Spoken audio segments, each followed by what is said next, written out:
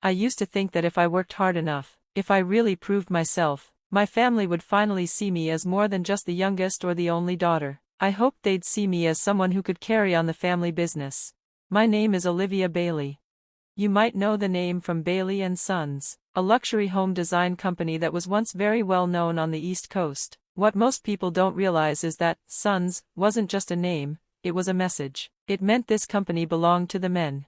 As a kid, I followed my dad and brothers to job sites and model homes. They made the big decisions, while I was sent to grab coffee or hold clipboards. Whenever I shared ideas, they just smiled politely, or ignored me completely. They called me ambitious, like it was cute that I was trying so hard, but they didn't take me seriously. Still, I didn't complain. I took every job they gave me, even the boring or hard ones. I worked late nights, studied every contract, followed trends, and learned the company's finances inside and out. By 26, I had an MBA, something none of them had. By 27, I was running full projects. But even with the titles, they didn't believe I had earned my place. One day in a board meeting, I brought up leadership planning and suggested we start thinking about the company's future. I barely got the words out before my father shut me down.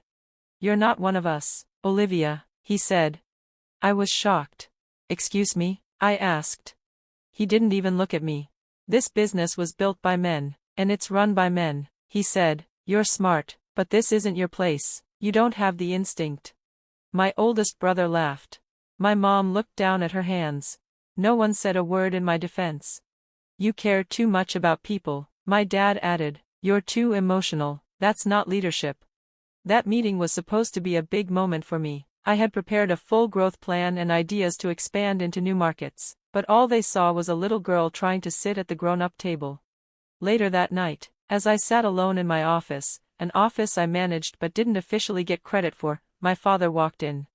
"Your brothers aren't perfect," he said, "but they understand what it means to be a Bailey. You've always been more of a dreamer." I laughed a little. "You mean someone with vision?" "No," he said, "someone who thinks having ideas means you have power." Then he looked at me like I was nothing. "You were never the smart one, you just worked harder to make up for it." He left, but those words stuck with me. "You were never the smart one." He meant it as an insult, but I used it as motivation. I sat there, staring at the screen of my laptop, and for the first time, I didn't cry. I felt clear, focused. If they didn't want me at their table, fine. I wasn't going to beg for a seat anymore. I would build my own.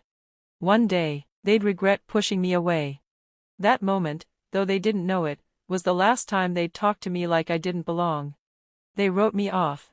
But I had already started writing a new chapter. You'd think after everything my father said, I would have walked away, but part of me still hoped that if I proved myself one more time, they'd finally respect me. So I worked on a proposal. I studied trends, researched new markets, and found a major opportunity: eco-friendly luxury homes with smart technology. No one on the East Coast was doing it right. We could be first. I built everything from scratch: the plan, the branding, even mock designs. I asked my MBA network for advice and booked a presentation room at headquarters. I was nervous, but I gave it everything I had. The room was quiet, no one looked at me. Then came that familiar smirk from my dad, the one he gave when he didn't take someone seriously. After I finished, he turned to my oldest brother. "Justin, explain to your sister why that idea would bankrupt us." Justin laughed. "Olivia, this isn't grad school. You can't just throw buzzwords into a slideshow and call it a plan. Smart homes, green buildings, who's going to buy that? Elon Musk?" Everyone laughed. But I wasn't joking. "The data's solid," I said. "My instinct says it's a bad idea." My dad said, "This isn't a game. If you want to build something, go ahead, but not here. You're not one of us. You never were." That hurt more than anything else. I looked around the room, hoping someone would speak up. No one did. My mom wasn't even there. I gathered my things. As I reached the door, my younger brother Raymond grinned and said, "If it doesn't work out, maybe you can help pick out curtains somewhere." They all laughed as I left. But I didn't look back. In that moment, I realized, this wasn't my family anymore, not the way that mattered. I wasn't their daughter or sister, I was just someone who shared their last name. I didn't cry until I got home. The pain, anger, and sadness all hit me at once. I wanted to scream, I wanted to burn every bridge. But I didn't. Instead, I packed a bag, and the next morning, I left quietly. I moved to a new city, where no one knew my name. I wasn't Olivia Bailey from the powerful family anymore. I was just a woman with a dream, and nothing left to lose. I rented a small apartment above a bakery. It smelled like cinnamon every morning, and at a tiny desk with my old laptop, I opened a blank document. That was the beginning. When no one believes in you, you're free to build without pressure, without noise, just focus and freedom. That little apartment had peeling paint and loud plumbing, but it's where I started something that would change everything. I didn't have money, but I had something better, clarity. I was done proving myself, done waiting. It was my time. I named my company Lamora Designs. It came from a star that's hard to see, but strong. That's how I saw myself, quiet, overlooked, but powerful. The early days were tough. I ran out of savings fast, lived on instant noodles, pitched to anyone who'd listen. Most people said no, but a few said yes. I treated every small job like it was huge. I gave clients modern, eco-friendly homes with smart features. It was a small market, but it was real. I did everything myself, designed, managed, sourced materials, because failure wasn't an option. I didn't just want to succeed, I wanted to do better than them, on my terms. Within a year, I had 5 employees, a tiny office, and a growing client list. We weren't famous, but the right people were noticing. And my family? They had no idea I was still in the game. They didn't know I had become their competition. Smart, simple, and sustainable, that's how we built our brand, everything my father's company wasn't. Slowly, people started to notice us, whispering our name. Launching the company wasn't the finish line, it was just the start. We began quietly bidding on mid-size commercial projects, the same ones my father's firm used to win without trying, but things had changed. They started losing to a small, unknown team with fresh ideas, faster work, and a hunger they didn't expect.